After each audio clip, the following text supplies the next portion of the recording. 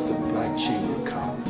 Hi, I'm Janice Edwards. Thank you for joining me for Bay Area Vista. We have a very special show today. We are talking with award-winning actor Danny Glover. And of course, you know his many movies. I'm sure we all have a favorite one, whether it's from the Lethal Weapon series, The Color Purple, or Witness. We all have any of them. But what we may not know as much about are his entrepreneurial activities. So we're talking today about economic empowerment.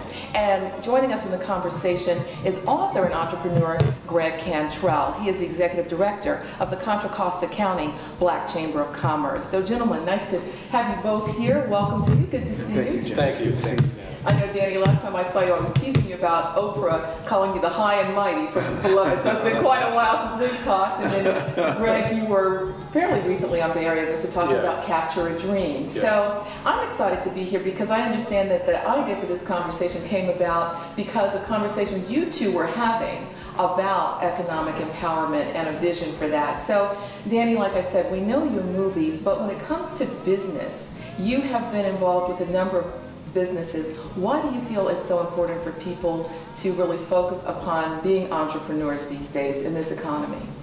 Well, there's something about entrepreneurship that's really special. If you look at every aspect of the development in this country and economic development in this country, entrepreneurship has played a key role in institutionalizing a kind of mindset that on the one hand often provides an opportunity for the individual and also for the community itself.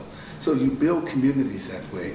We always hear the stories about the idyllic or special small town that someone grew up in, where someone owned the corner store, someone owned the barber shop, someone owned the drugstore, someone owned the hardware store, and all that. All those things are real, they're images of this country, the images that this country is built on.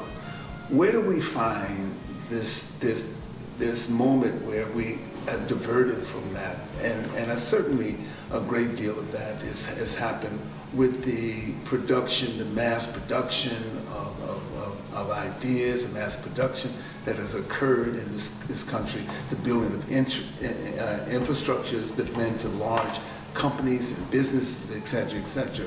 But one of the key things, I believe, that is the soul of any community is the small business owner. And that small business owner, and the way that small business owner has an alliance to himself with the community is an important aspect of not only this country, but I think in terms of revitalized ideas around democracy as well. And Greg, you've been nodding as he's talking about that, and you certainly meet a lot of people who have the dream of having a business, and they start one and then find a lot of the challenges. So that's where the chamber comes in, really, with supporting. Yeah, the Contra Costa Black Chamber of Commerce is really established. It actually is part of a U.S. Black Chamber of Commerce. It's actually a movement. There's a network of over 110 branches throughout the country, over 200,000 small business members. So it's a movement that's happening because of the economic issues that we've been facing in the last few years, where small business entrepreneurship is never as more important as it is today. It's about empowerment. Kind of the conversation that you alluded to that Danny and I had was around empowerment. How can our communities, I kind of shared with him a statistic about unemployment amongst African American individuals within Contra Costa County.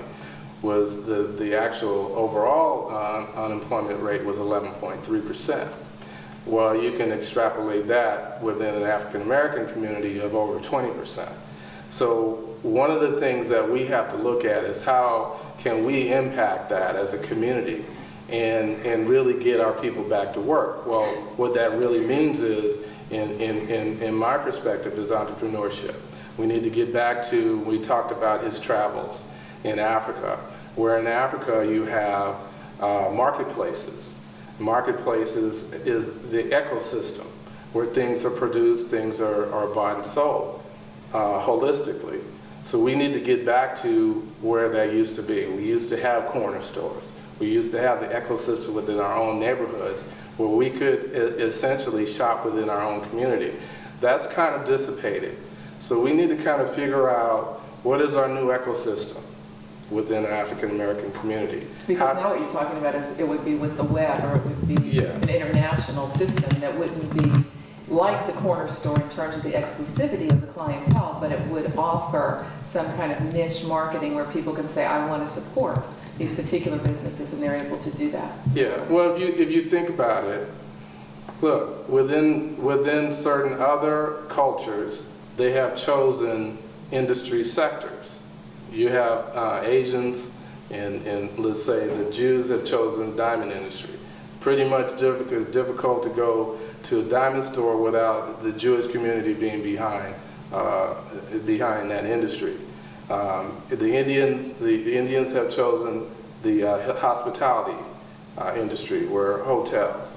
We have to look at what are our industries that we can kind of define as ours again.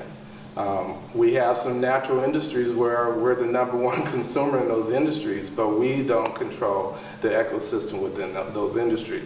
Hair care would be one of them. So when we start looking at, we have to be more strategic, and we really have to have an action plan within our community where it's a collaborative. And I know that Danny has been involved in some business ventures where he's been trying to foster that and trying to bring that to our community.